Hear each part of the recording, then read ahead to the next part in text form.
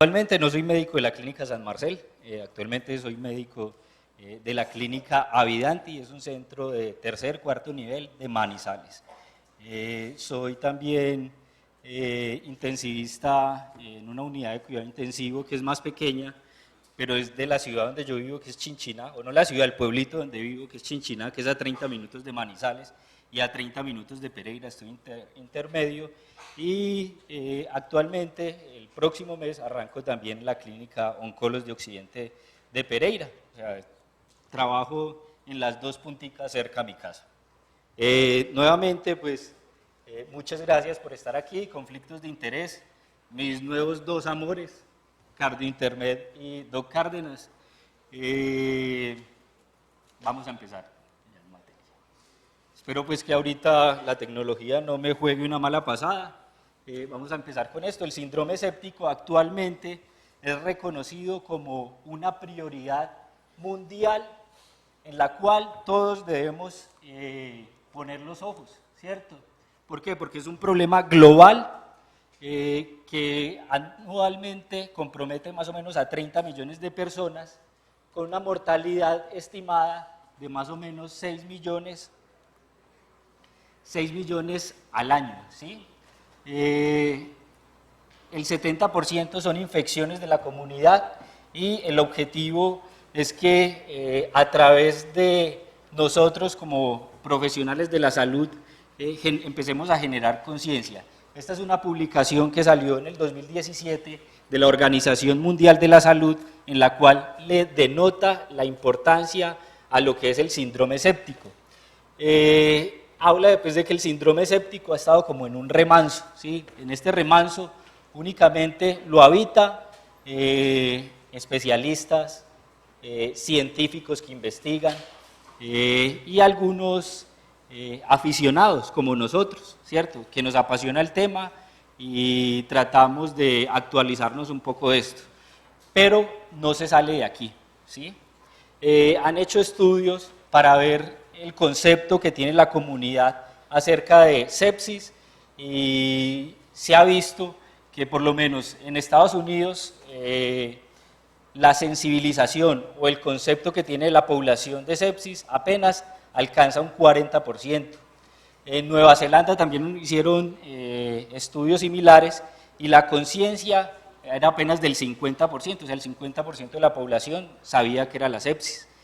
Y hay un estudio en Brasil, que ese es como más parecido a la realidad de nosotros, que apenas el 30% de la población conoce qué es la sepsis. Entonces, actualmente se le está dando y se está impulsando la sepsis como una estrategia global y el objetivo es sensibilizar a la comunidad, así como lo han hecho con infarto agudo de miocardio y enfermedad cerebrovascular, ¿cierto? Usted le pregunta ya a cualquier persona qué es un infarto y casi que le da la definición, los signos, los síntomas, le dice, mire, es infarto, si el dolor le empieza aquí, se le va para el cuello, ¿cierto? Usted le pregunta y es muy bien, la gente ya tiene mucha conciencia acerca del tema. Lo mismo en SB.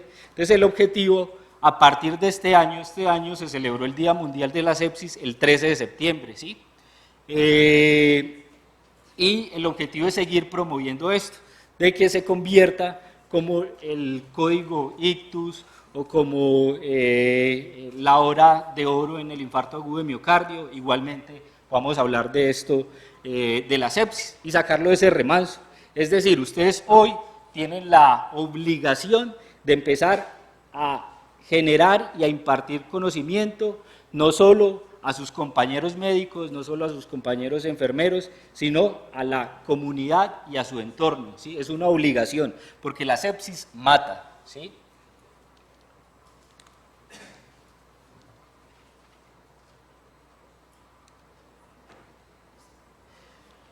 Bueno, vamos a hablar de prevalencia. El estudio más grande de prevalencia se llama el estudio EPIC-2, EPIC-3. Este es un estudio que se hizo en 75 países, abarcó los 5 continentes, en 1.265 unidades y captaron la bobadita de estos pacientes, 14.414 pacientes, ¿sí? Este estudio tiene una particularidad, Colombia participó Bogotá, Medellín, Cali Ustedes participaron en este estudio, ¿sí?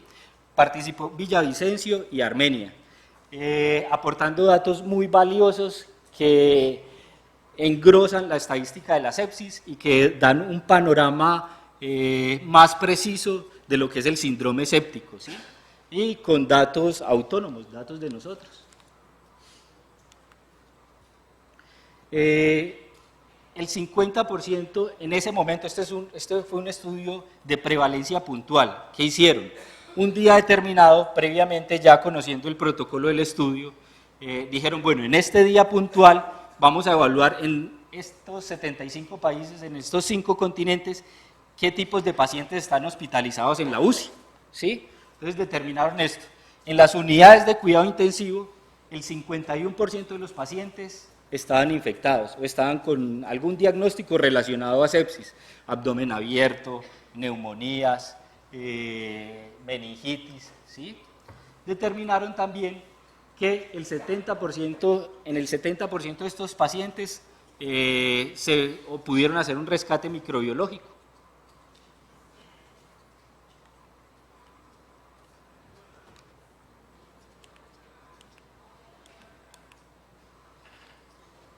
Creo que este aparatico está fallando.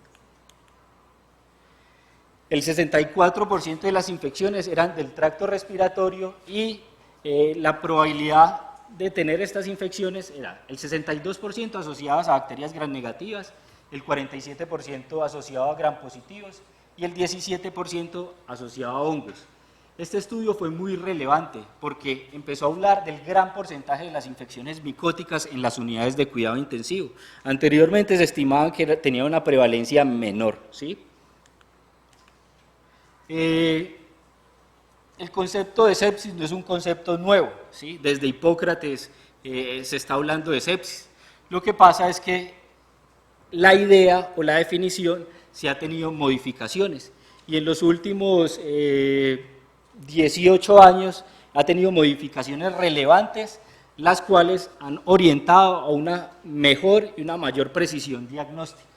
Desde 1991 se empezó a hablar de los signos de respuesta inflamatoria sistémica asociados a un foco infeccioso probable como sepsis, ¿sí?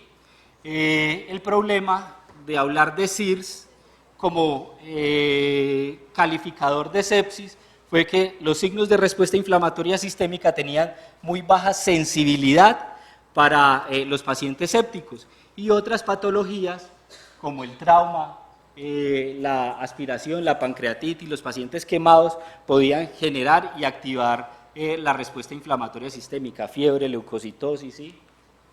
Entonces no era específico de sepsis y muchos de los pacientes que se clasificaban como sepsis no tenían una sepsis en sí y estos pacientes se les daba cubrimiento antibiótico, se reanimaban con líquidos y se empezó a ver un gran problema que fue el daño colateral asociado a la mala utilización de antibióticos y a la gran cantidad de pacientes a los cuales se les estaba dando antibióticos simplemente por asociar los signos de respuesta inflamatoria sistémica a un foco probable de infección, ¿sí? En el 2001 10 años después, trataron de darle más precisión a esta definición y salieron unas definiciones o unos conceptos de variables, ¿sí? Aquí en estos conceptos de variables eran variables o factores que predecían disfunción de algún órgano, ¿sí? Entonces salieron las variables generales, salieron variables inflamatorias, salieron variables hemodinámicas, variables de disfunción de un órgano y variables de perfusión. Se empezó a dar relevancia a no solo a la fiebre, la leucocitosis, el aumento de la frecuencia respiratoria, alteración en la presión sistólica, sino a otros parámetros, ¿sí?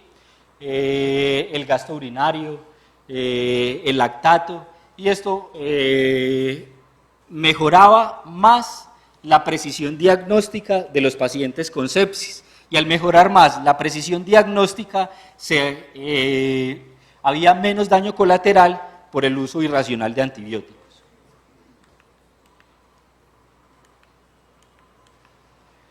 Es así como en el 2016 sale la tercera definición de sepsis, o sepsis 3, que es el concepto actual que tenemos para la clasificación del síndrome séptico. Esta definición clasifica la sepsis en dos estadios, sepsis y choque séptico. La clasificación anterior tenía sepsis, sepsis severa y choque séptico. Sepsis era un probable foco infeccioso más un criterio de disfunción, ¿sí? Sepsis severa era dos criterios de disfunción y choque séptico, hipotensión refractaria al manejo de líquidos. Esta nueva definición simplifica el concepto a dos estadios. O el paciente o tiene una infección sin disfunción orgánica o tiene una disfunción o tiene una infección con una disfunción orgánica que se llama sepsis, o tiene una infección con disfunción orgánica más choque, que se llama choque séptico.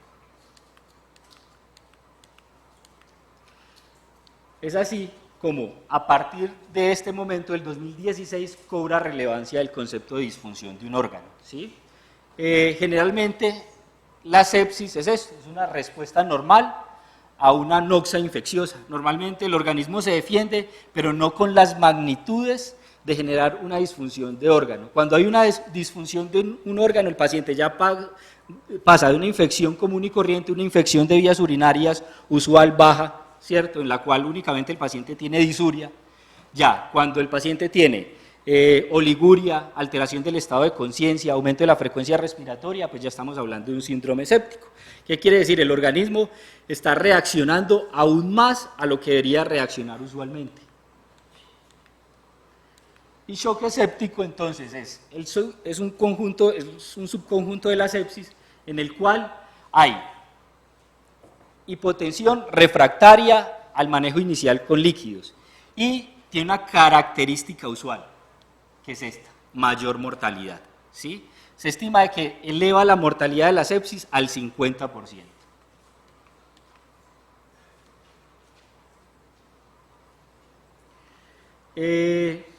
Generalmente los desencadenantes de la sepsis, pues ya lo veíamos desde el estudio de PIC2, ¿cierto?, que son bacterias, virus, hongos, ¿sí? Este es como el mecanismo de la sepsis. Hay unos factores que son propios del patógeno y hay unos factores que son del huésped.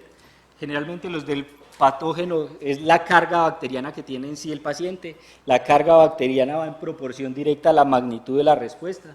Los factores del paciente, susceptibilidad genética se ha asociado a la sepsis, la edad, enfermedades asociadas, utilización de medicamentos como los esteroides, ¿sí? Y esto habitualmente lo que genera es una disfunción plaquetaria. Esta disfunción plaquetaria a nivel de la microcirculación genera microtrombos. Estos microtrombos producen una microangiopatía que genera lo que es toda la cascada inflamatoria. Hay una vasodilatación, ¿cierto?, por la cantidad de mediadores inflamatorios que están en ese momento determinado.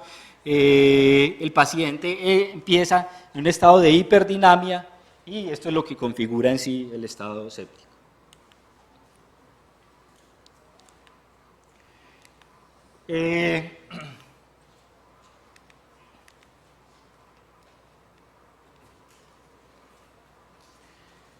Este es un estudio de prevalencia del choque séptico. Este fue el estudio que mostró ahorita el doctor Andrés, ¿cierto? Sí, es de Baker el que habla de la prevalencia del choque, ¿sí? Y lo clasifica como el choque séptico, clasificando todos los tipos de shock, ¿sí? El choque séptico tiene una proporción del 62%, ¿sí? Es decir, si en una unidad de cuidado intensivo hay 10 pacientes choqueados, 6 de ellos son por sepsis, ¿sí? Apenas 2 van a ser por shock cardiogénico y otros 2 por un shock distributivo asociado a alguna otra cosa, neurogénico o un shock obstructivo en una menor proporción.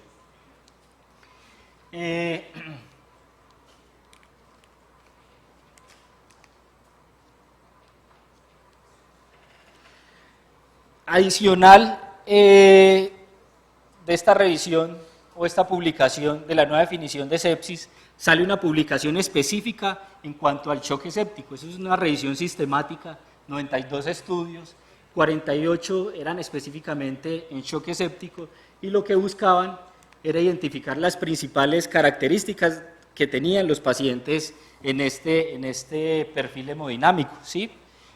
Una población de 166.479 pacientes, entonces una población bastante significativa, ¿sí?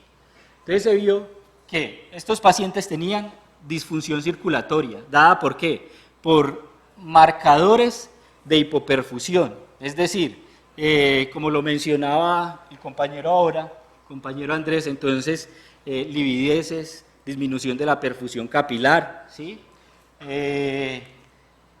Alteraciones celulares que llevaban ¿a qué? A estados de disfunción y alteración metabólica, evidenciadas ¿por qué? Por estados de hiperglicemia. Generalmente este grupo de pacientes tenían más mortalidad, como les mencioné, hasta el 50% de los pacientes. En esta nueva definición proponen un nuevo algoritmo diagnóstico, en lo cual introducen un concepto muy importante que es el QID-SOFA. El SOFA sabemos que es una escala pronóstica que se utiliza frecuentemente en las unidades de cuidado intensivo. El SOFA tiene la característica especial de clasificar con mucha precisión los estados de disfunción de órgano, ¿cierto? A medida que va sucediendo una disfunción, dos disfunciones, tres disfunciones, la mortalidad es la mortalidad va ascendiendo, ¿sí? Y lo que hicieron fue simplificar el QID-SOFA, ¿sí? Y se llama SOFA rápido, ¿cierto? Este SOFA rápido está utilizado para, pues, la indicación utilizarlo desde triaje, ¿sí? Simplificando entonces a 3 parámetros: la frecuencia respiratoria, el estado de conciencia y la presión arterial sistólica, ¿sí? Como ven, no hay ningún examen de laboratorio aquí. En cambio, el SOFA sí necesita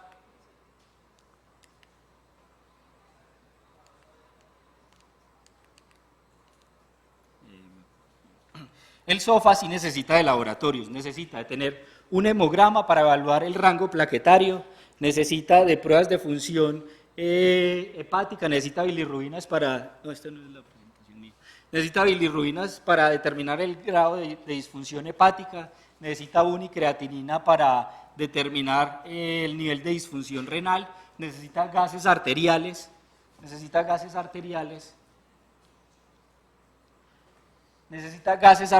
para determinar el grado de oxigenación que tiene el paciente y la disfunción probable pulmonar, y necesita es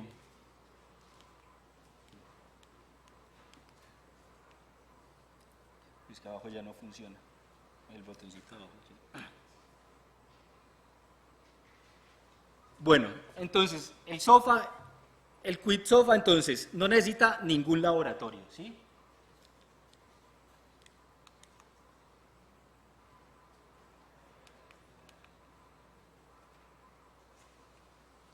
El QID-SOFA no necesita ningún laboratorio, únicamente signos vitales: frecuencia respiratoria, alteración del estado de conciencia y nivel de presión arterial sistólica. En cuanto a la evaluación del nivel de estado de conciencia, con solo disminución de un punto de la escala de Glasgow, se considera ya alteración del estado de conciencia, ¿sí? La frecuencia respiratoria por encima de 22, ¿sí? El signo vital más importante en el paciente crítico, entonces actualmente ya sabemos cuál es. ¿Cuál es entonces? ¿Ustedes qué piensan? Frecuencia cardíaca, presión arterial sistólica, frecuencia respiratoria. ¿Cuál es? ¿Quién me contesta? Ya estamos llegando a la hora del almuerzo, sí señores, ya nos estamos quedando todos dormidos, pero entonces contesten para... Daniel, a ver, Daniel, contésteme, ¿cuál es? ¿Cuál? La frecuencia respiratoria, muy bien, es la primera. El signo vital del paciente crítico es la frecuencia respiratoria. ¿Por qué? En estos estudios, por las revisiones sistemáticas que hicieron, para llegar a esta conclusión determinaron que el signo vital, el cual se asociaba a mayor mortalidad y mayor probabilidad de ingresar a la unidad de cuidado intensivo, era la frecuencia respiratoria, por eso lo tomaron. Seguido de alteración del estado de conciencia y presión arterial sistólica, ¿sí? Estos signos vitales se relacionan a disfunción de órgano, es decir, si ustedes tienen dos, cada uno da un punto, si usted tiene un QID-SOFA mayor a 2, se asocia muy probablemente con una sensibilidad muy alta a que tenga disfunción de un órgano, ¿cierto? Disfunción renal, disfunción hepática, disfunción respiratoria, disfunción circulatoria o disfunción metabólica, ¿sí? Y tan simple como en un consultorio de triaje, usted viendo el paciente, ¿cierto? El paciente le está contestando raro, el paciente se ve dormido, el paciente está respirando más de 22 o tiene una presión sistólica baja. Este es el SOFA, como ven es una escala más compleja, ¿cierto? Necesita gases arteriales, necesita nivel de plaquetas, necesita bilirrubinas, necesita nivel de presión arterial media y la utilización de vasopresores, 1, 2 o 3 vasopresores. Necesita, si hay alteración, necesita pues evaluar la escala de Glasgow, que eso sí sería clínica, y necesita el nivel de creatinina. Según esto, pues da una puntuación que el máximo serían 20 puntos aproximadamente.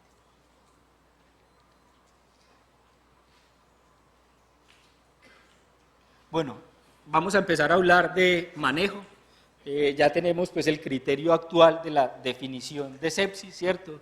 Que es el concepto que nos da sepsis 3, que sepsis es un quid SOFA mayor a 2, ¿cierto? Entonces ese paciente debe ser ingresado a donde el servicio de urgencia rápidamente tomamos exámenes. Vamos a empezar a hablar de manejo. Quiero traerles este primer estudio, que es un estudio clásico del 2001, que es el estudio hecho por el doctor Emanuel Rivers, que es un urgenciólogo americano, que propuso reanimación guiada a unos objetivos hemodinámicos. Es un estudio clásico que marcó un nuevo paradigma en el manejo de los pacientes sépticos, ¿sí? Este nuevo paradigma que incluye unos objetivos. ¿Cuál es el primer objetivo? Presión venosa central, ¿sí? Una presión venosa central entre 8 y 12. ¿Qué requería el paciente entonces para medir presión venosa central? ¿Qué requiere un paciente infectado para medirle presión venosa central? ¿Qué requiere? ¿Qué? Un catéter venoso central, ¿sí? Entonces, requiere invadir el paciente, ¿cierto? Entonces, un paciente séptico, todos los estudios de definición de sepsis, de probabilidad de sepsis, hablan de que la sepsis es una patología grave por la alta probabilidad de mortalidad que tiene, ¿cierto? Entonces estos pacientes rápidamente se deben ingresar, ponerles un catéter venoso central y empezar la reanimación. Medimos PVC y si la PVC está por debajo de 8, vamos a poner líquidos. ¿Hasta cuánto? Hasta que la PVC esté entre 8 y 12. Luego vamos a medir la presión arterial media, ¿sí? Si luego de pasar bolos exhaustivamente hasta el 2001, pues ya vamos a ver los cambios, hasta el 2001 no alcanzaban metas de presión arterial media, entonces ¿qué necesitaba el paciente? Empezar un vasopresor, ¿cierto?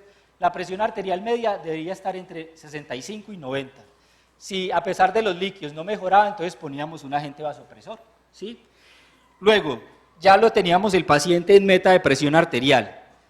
Procedíamos a medir unos gases venosos centrales. Si los gases venosos centrales tenían una saturación venosa menor al 70%, entonces estos pacientes eran candidatos a iniciar un inotrópico, ¿sí? Y se evaluaba también el rango de hemoglobina. Si el rango de hemoglobina estaba por menor a 10, entonces lo que hacíamos antes del inotrópico era transfundir el paciente si la hemoglobina estaba en 9, ¿sí? Eso era reanimación guiada por metas, propuesta en el 2001 por el doctor Emanuel Rivers. A partir del 2001 se empieza a hablar no solo de metas hemodinámicas, sino protocolos. Emanuel Rivers es la persona que inventa o que empieza a hablar de protocolos. Después del 2001 ya empezaron a hablar de protocolos en todas las patologías, pero todo fue por Emanuel Rivers, ¿sí? Uno se imagina a Emanuel Rivers como un gringo grandote, ¿cierto? Acuerpado.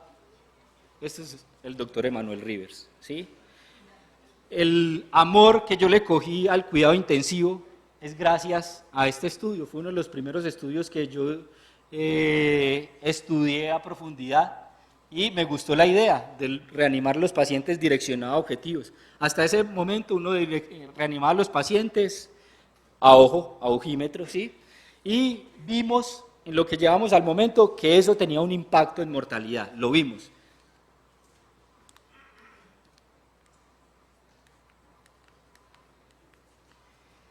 En el 2004 sale la primera campaña de Sobreviviendo a la Sepsis, ¿sí?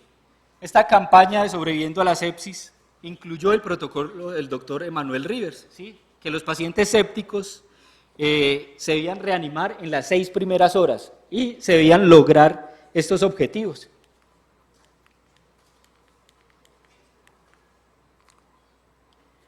En el 2004 salió un estudio que es el estudio que valida la utilización del ácido láctico, ¿sí? Y no solo el ácido láctico como valor aislado, sino la depuración del lactato a las 6 horas de empezar la reanimación, ¿sí? Se habla de que un paciente hiperlactatémico que usted detecta a la entrada en el servicio de urgencias, a las 6 horas debe haber depurado el 10% del lactato inicial, ¿sí? Es decir, el control del lactato debe haber bajado. Si estaba en 6, debe haber bajado a 5, 4, igual que el lactato vaya en descenso, ¿sí? En el 2008 sale la segunda campaña de Sobreviviendo a la Sepsis. ¿Qué saca de nuevo esta campaña de Sobreviviendo a la Sepsis? Incluye, además del protocolo de Rivers, la medición del lactato en el manejo de la sepsis, ¿sí? Pero a partir del 2014 empiezan a salir unos estudios. El primer estudio es el estudio PROCEF, que empiezan a ver el impacto que tiene la reanimación guiada por metas en el paciente séptico. Entonces miden mortalidad a 60 días. ¿Y qué ven? Esa es una curva de Kaplan-Meier que no hay diferencia entre los pacientes que se manejan de forma usual a los pacientes que se llevan a la unidad de cuidado intensivo, se les pasa un catéter venoso central y se les empieza reanimación guiada objetivo. La mortalidad es igual a 60 días. Eso es en el 2014 el estudio PROCED. En el 2014 también sale otro estudio, el estudio ARISE.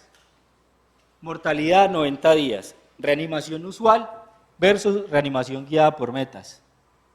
Impacto en mortalidad, ninguno, ¿sí?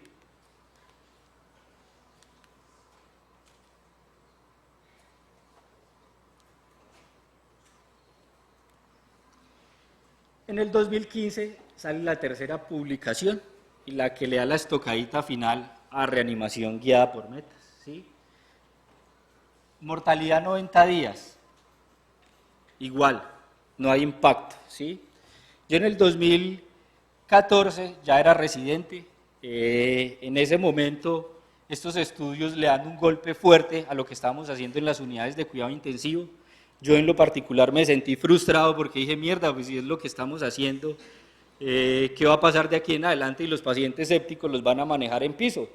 ¿Se acuerdan que decíamos que la probabilidad de tener un paciente séptico en la unidad de cuidado intensivo era cuánto? El 50%. Yo, no, se acabó, nos vamos a extinguir los intensivistas porque la reanimación la van a seguir haciendo en los servicios de hospitalización los internistas. Pues resulta que sale una revisión sistemática recogiendo los estudios PROCED, PROMISE y ARISE, ¿sí? ¿Qué dicen? Pues la primera conclusión es que se hacen en años distintos, ¿cierto? El protocolo de reanimación guiada por metas se hace entre 1997 y 2000. Estos estudios ya son entre el 2008 y 2013, 2008 y 2013, 2011 a 2014. Para esta fecha, el manejo usual de la sepsis era la reanimación guiada por metas, ¿sí? Ya en ese momento los protocolos existían, ya en ese momento se estaban detectando los pacientes de forma temprana, ¿sí? Entonces son estudios no comparables. Entonces, en ese momento no existían protocolos, ya después del estudio de Rivers ya empezaron a salir todos los protocolos. El estudio de Rivers fue en urgencias, ya estos estudios eran en los pacientes en la unidad de cuidado intensivo, o sea, ya tenían un estudio, un manejo más de detalle, ¿sí? Entonces, en definitiva, son estudios no comparables. Otra vez. Son estudios no comparables y en la actualidad, aunque por el peso tan grande que le dieron estos 3 estudios, las nuevas guías de sobreviviendo a la sepsis no recomiendan como tal la reanimación guiada por metas. Se sugiere.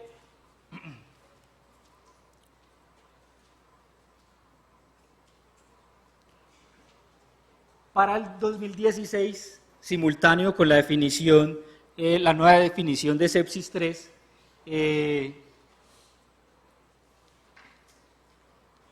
sale este nuevo paradigma que es reanimación guiada o la hora dorada en sepsis o el paquete de medidas que se instaura en la primera hora en sepsis. Inicialmente para la publicación del 2016 ya se acortaba, acuérdense que con Rivers la reanimación era hasta 6 horas, ¿cierto?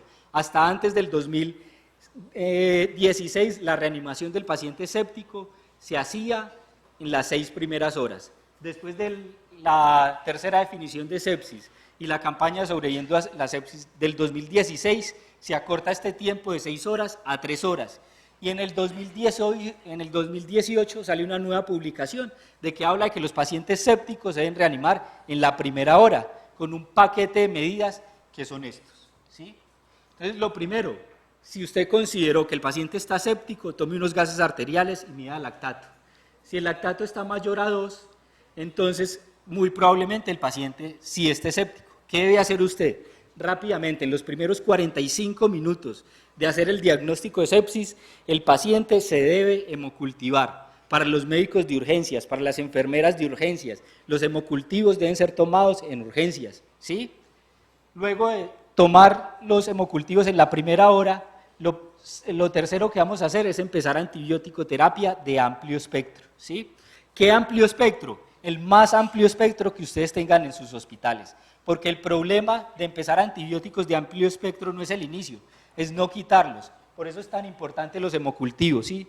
Porque siempre vamos a tener reportes preliminares a las 48, 72 horas de tomado los hemocultivos. Si usted a las 48, 72 horas, el paciente ha modulado la respuesta, usted tiene hemocultivos negativos, usted puede hacer desescalamiento, inclusive al 5.º día retirar antibióticos, ¿sí? Pero si no toma hemocultivos, usted debe dar ciclos completos por 4. ¿Por cuánto? Por 7, por 14 días, por 21 días. Entonces, eso sí va a ocasionar daño colateral, ¿sí? Entonces, inicio de cubrimiento antibiótico, el más amplio espectro que ustedes tengan en sus hospitales, piperacilina, tazobactam, meropenem, vancomicina, o si están en un nivel 1, ampicilina, sulbactam. El más amplio espectro si ustedes están ante un paciente en choque séptico. Simultáneamente van a poner líquidos, ¿cuánto? Hasta 30 cc por kilogramo de peso, ¿sí? Y si no mejora con el primer bolo de líquidos, inicie vasopresor. En resumen, el nuevo paradigma del manejo de la sepsis es reanimación guiada por metas, pero no en las 6 primeras horas, sino en la primera hora, haciendo simultáneamente todo: gases arteriales, determinar lactato, tomar hemocultivos, iniciar cubrimiento antibiótico de amplio espectro y primer bolo de líquidos. Si con el primer bolo de líquidos ustedes no tienen un paciente ya con adecuadas presiones de perfusión tisular, entonces la recomendación es: páselo rápidamente a la unidad de cuidado intensivo, empiece a medir predictores de respuesta a volumen, que es el tercer paradigma nuevo en la sepsis. Uno no debe poner líquidos a diestra y siniestra. La hiporreanimación y la sobrereanimación se asocia a mayor mortalidad en el paciente crítico, es decir, dejar el paciente sin una gota de líquidos en el servicio de urgencias, como ponerle más de 2.100 en el caso de un paciente de 60 kilos, 2.800 de líquidos iniciales, ¿sí? Ponerle más sin un determinante o un predictor de respuesta a volumen. ¿Qué determinante o predictor de respuesta a volumen vamos a utilizar? Existen de 3 tipos: predictores estáticos, predictores dinámicos y predictores volumétricos. ¿Cuáles son los estáticos? El primero es la PVC, el segundo la presión de oclusión de la arteria pulmonar, pero necesitaríamos monitoreo más invasivo a través de un catéter de Swan-Ganz que nos mida la presión de la arteria pulmonar. O si ustedes tienen la posibilidad de hacer predictores dinámicos, ¿cuáles son los dinámicos? Variabilidad de la presión de pulso, variabilidad del volumen sistólico. O actualmente los que están cogiendo más validez porque son mínimamente invasivos son los ecográficos, los volumétricos, a través de que medir el volumen de la vena cava y la variabilidad o el colapso inspiratorio. Entonces, como nuevo paradigma es: reanime el paciente, pero no se le vaya la mano en líquidos endovenosos. Si ustedes no tienen cómo medir algún predictor de respuesta a volumen, si lo único que tienen es un catéter venoso central, al menos póngalo y midan PVC, ¿sí? Si no tienen ni eso, entonces actualmente hay un estudio que es hecho por un intensivista de Cali, el doctor Gustavo Tascón, que ha propuesto el llenado capilar, ¿sí? Como parámetro de perfusión tisular. el llenado capilar era un parámetro que estaba abandonado, estaba en el olvido, en el exilio, ¿sí? A partir de ese estudio, que es de este año, es una publicación de este año, se le está dando relevancia al llenado capilar, ¿sí? Ponga líquido, si usted ve un paciente con un llenado capilar prolongado, es decir, más de 3 segundos, ponga un reto de volumen. Si los pacientes mejoran, muy probablemente eso es un estado séptico, y direcciona, aunque sea la reanimación, con ese tipo de predictor de respuesta a volumen, ¿sí? Ya con esto finalizo, muchas gracias por su atención. Acuérdese, el paradigma cambió, ¿cierto? La definición de sepsis cambió y el paciente se debe reanimar en 1 hora. Hay publicaciones actuales que están discutiendo que los pacientes se deben reanimar en 1 o 3 horas, que cuál es el valor o el tiempo más efectivo. La crítica a esos estudios es, si ustedes tienen a su mamá en el servicio de urgencias, ¿ustedes quieren que la reanimen en 1 hora o en 3 horas? Bueno, muchas gracias.